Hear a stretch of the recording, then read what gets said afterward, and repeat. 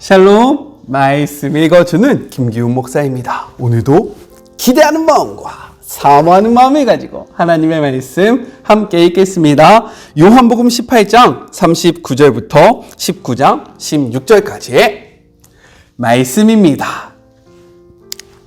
6월절에는 내가 죄수 한 명을 사면해 주는 관례가 있어.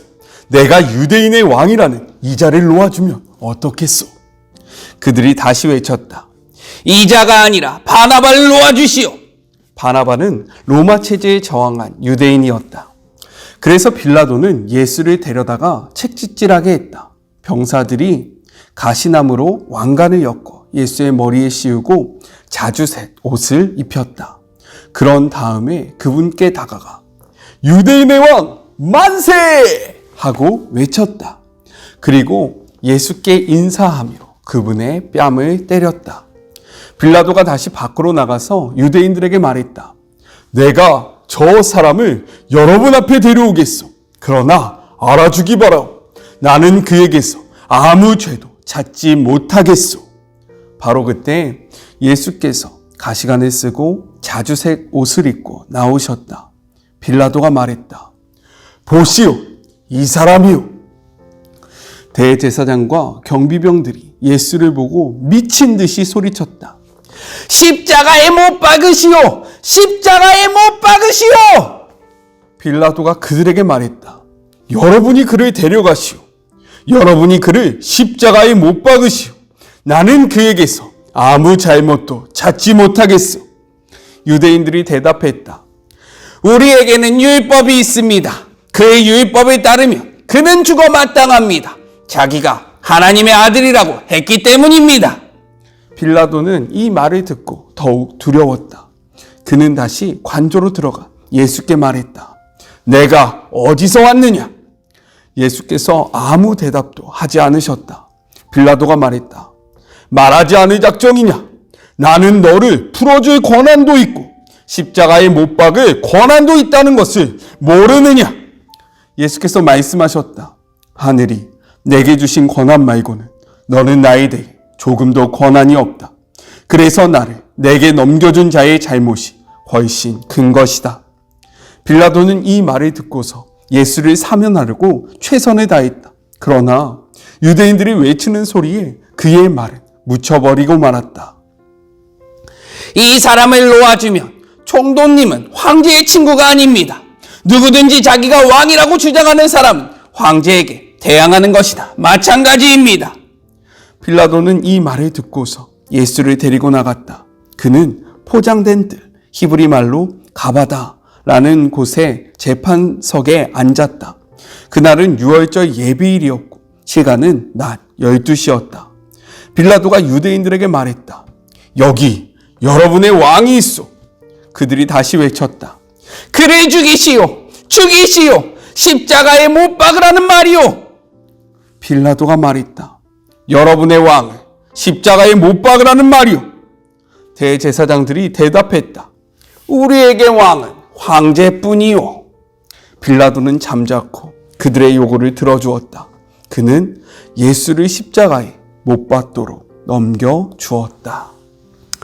이것은 하나님의 말씀입니다. 오늘 말씀은 내용상 5부분으로 나눠서 생각해 볼 수 있습니다. 먼저 첫 번째 18장 39절부터 40절 바라바를 놓아주라 입니다.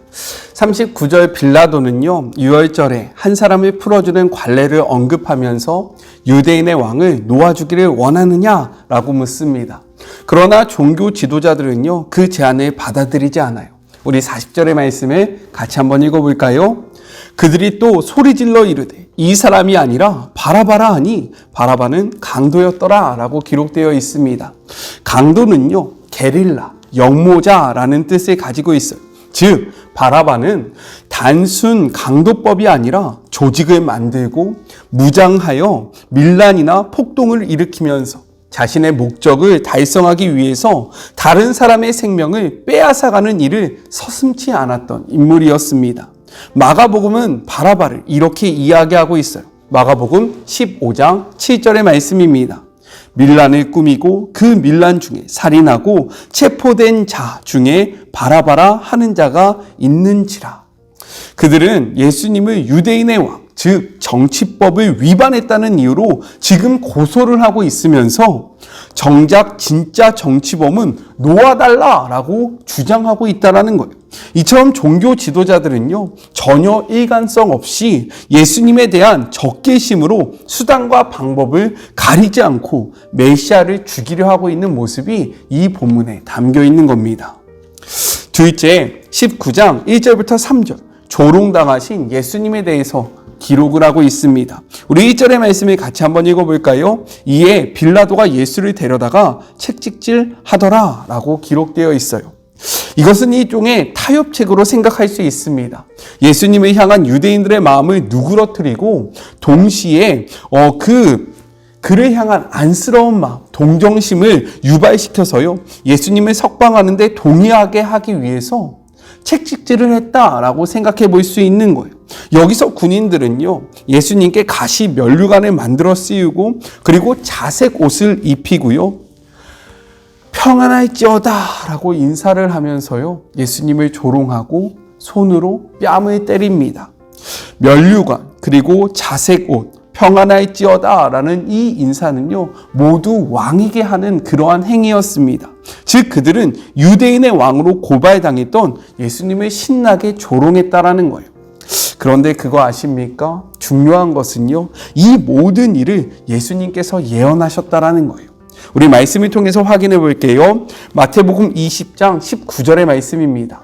함께 읽어볼까요? 이방인들에게 넘겨주어 그를 조롱하며 책찍질하며 십자가에 못 박게 할 것이나 제3일에 살아나리라 라고 말씀하셨습니다. 이는 예수님이 진짜 메시아, 즉 왕이라는 사실을 보여주고 있는 거예요.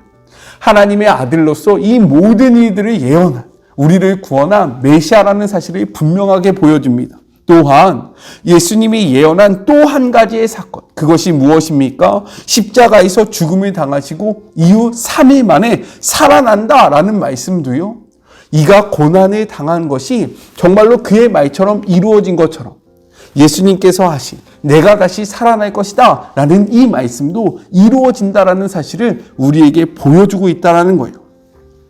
셋째는요, 19장 4절부터 7절, 십자가에 못 박으라 라는 말씀입니다. 4절에서 빌라도는요, 관정 밖으로 나가서 종교 지도자들에게 예수님은 죄가 없다라고 선언하고요, 5절에서 책찍을 맞으신 예수님, 그리고 머리에 가시관을 쓰고 자색 옷을 걸쳐 입은 예수님을 데리고 나와서 그들에게 보여줍니다. 그러한 행위를 한 이유는 무엇이냐? 이는 참담한 예수님의 모습을 유대인들에게 보여주면서 이러한 예수가 아직도 너희들 눈에 꼭 죽여야 하는 그러한 위험한 인물로 보이느냐라는 그러한 질문을 유대인들에게 하고 있는 것입니다. 조롱과 고난당하신 예수님을 바라보며 그들은 무엇이라고 이야기하냐면 6절 전반부 이렇게 이야기합니다. 대제사장과 아랫사람들이 예수를 보고 소리질러 이르되 십자가에 못 박으소서, 십자가에 못 박으소서 하는지라. 이는 이 사건을 주도하는 세력이 대제사장과 그리고 그들에게 속한 아랫사람이라는 것을 분명하게 보여주고 있는 것입니다. 하나님을 가장 가까이에서 섬겼던 사람들이 하나님이 보내주신 구원자를 죽이기 위해 지금 가장 앞장서고 있다는 그러한 모습을 우리에게 보여주고 있다는 거예요. 왜 그랬습니까? 자신들의 기득권을 지키기 위해서 그들은 지금 죄를 향하여 나아가고 있는 거예요. 성경은 이렇게 이야기합니다. 야고보서 1장 14절의 말씀이에요. 오직 각 사람이 시험을 받는 것은 자기 욕심에 끌려 미혹됨이니. 15절 욕심이 잉태한 즉 죄를 낳고 죄가 장성한 즉 사망을 낳느니라 라고 이야기합니다.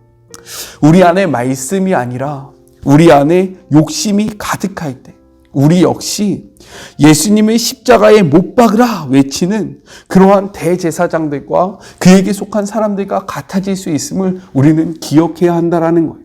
그들이 예수님의 십자가에 못 박았던 이유는 자신의 기득권을 지키려는 욕심 때문에 그랬습니다. 마찬가지로 우리가 말씀으로 채워진 삶이 아니라 우리의 욕심으로 채워진 삶을 살아갈 때 우리는 똑같이 오늘날 우리에게 오신 예수님을 또다시 십자가에 못 박을 수밖에 없다는 사실을 우리는 반드시 기억해야 한다는 거예요. 그렇게 우리 안에 욕심이 아니라 말씀을 가득 채우시는 주의 모든 자녀들이 되었으면 좋겠습니다. 우리 같이 해봐요. 화이팅! 넷째입니다. 오늘은 5째까지 있죠. 넷째, 19장 8절부터 11절. 빌라도와 예수님의 대화의 기록이 담겨져 있습니다. 종교 지도자들이 예수님께서 자신을 하나님의 아들이라 했다는 그 말을 듣고요. 빌라도는 두려움을 느껴요. 그리고 예수님께 나아가 너는 어디로부터 왔느냐라고 묻습니다. 이는요, 너의 정체가 무엇이냐라고 묻고 있는 거예요. 당시 로마인들은요, 신이 인간의 모습으로 현현할 수 있다라고 믿었습니다. 그래서 빌라도는 7절에서 유대인들이 말한 예수님 자신이 하나님의 아들이라고 주장했다는 그 고발 내용을요, 흘겨듣지 않고요, 이를 확인하고자 예수님께 묻고 있다는 거예요. 그러나 예수님은요, 그의 물음에 대답하지 않으십니다. 그러니까 다시 한번 이렇게 물어봐요. 10절입니다.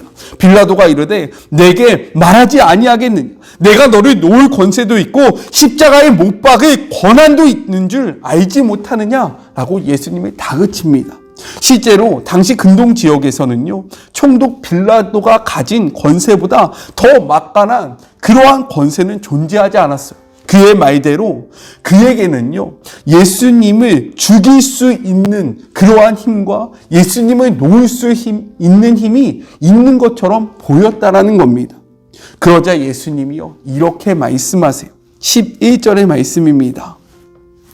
예수께서 대답하시되 위에서 주지 아니하였더라면 나를 해할 권한이 없으리니 그러므로 나를 내게 넘겨준 자의 죄는 더 크다 하시니라.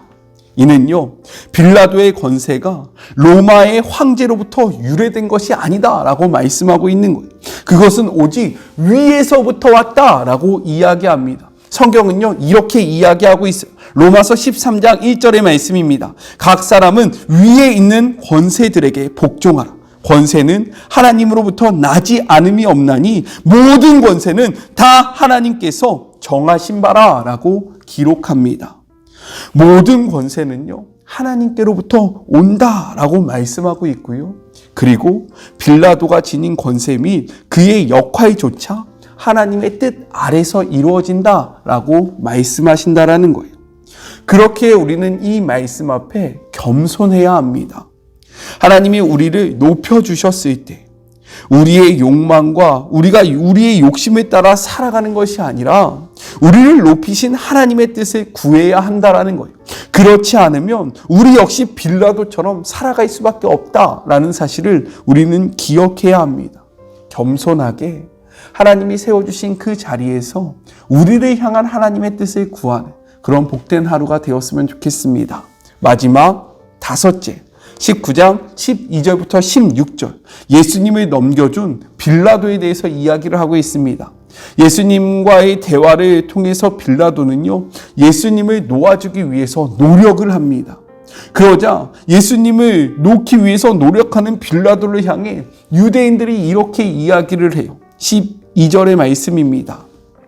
그러함으로 빌라도가 예수를 놓으려고 힘썼으나 유대인들이 소리질러 이르되 이 사람을 놓으면 가이사의 충신이 아니나이다. 무릇 자기를 왕이라 하는 자는 가이사를 반역하는 것이나이다 라고 이야기해요. 가이사는요, 당시 로마의 황제였던 티베리우스를 의미합니다. 문헌에 따르면요, 티베리우스는 의심이 많아서 반역과 관련되어 있다라고 생각되었는 사람들은요, 신중하게 조사하지 않고 무조건 죽였던 잔인한 왕이다라고 이야기하고 있어요. 따라서 만일 유대인들이 반감을 품고 빌라도 자신에 대해서요, 황제에 대한 반역을 꾸미고 있다라는 추설을 하게 되면 빌라도의 정치 생명뿐만 아니라 육신의 생명까지 위태롭게 된다는 것을 너무나도 잘 알고 있었던 빌라도는요, 이러한 노력을 포기하고요, 예수님을 그들에게 건네주게 됩니다. 이와 같이 우리가 그리스도인으로 세상을 살아가다 보면요, 빌라도처럼 선택을 해야 하는 순간이 찾아온다라는 거예요. 빌라도가 노력하지 않은 것이 아닙니다. 성경은요, 그가 예수님을 놓기 위해서 노력했다라고 이야기하지만 정말로 결정적인 그러한 선택의 순간이 우리에게 반드시 온다라고 이야기를 하고 있어요. 그러할 때 무엇을 선택하겠습니까? 사도 베드로는요, 이렇게 우리에게 권면합니다. 베드로후서 1장 10절의 말씀이에요. 그러므로 형제들아, 더욱 힘써 너희 부르심과 택하심을 굳게 하라. 너희가 이것을 행한즉 언제든지 실족하지 아니하리라. 이어서 11절입니다. 이같이 하면 우리 주 곧 구주 예수 그리스도의 영원한 나라에 들어감을 넉넉히 너희에게 주시리라 라고 말씀하고 있어요. 빌라도와 같은 선택이 아니라 사도 베드로의 권면대로 우리의 부르심과 택하심을 굳게 함으로 영원한 하나님 나라에 들어가는 우리 모두가 되었으면 좋겠습니다. 선택의 순간 무엇을 선택하시겠습니까? 이 말씀 앞에 진지하게 대답해보는 그런 복된 하루가 되었으면 좋겠어요. 우리 같이 기도할까요? 하나님, 우리는 지금 고난주간을 보내고 있습니다. 빌라도는요, 예수님이 죄가 없다라는 사실을 잘 알고 있었습니다.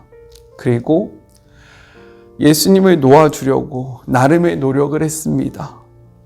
그러나 결정적인 순간 자신의 그러한 것들을 놓고 싶지 않아 그는 결국 예수님이 아니라 정의가 아니라 공의가 아니라 자신의 유익과 자신의 만족을 선택합니다. 우리가 세상 속에서 그리스도인으로 살아가다 보면요, 우리도 선택의 순간이 찾아옵니다. 그러할 때에 우리는 무엇을 선택해야 하겠습니까?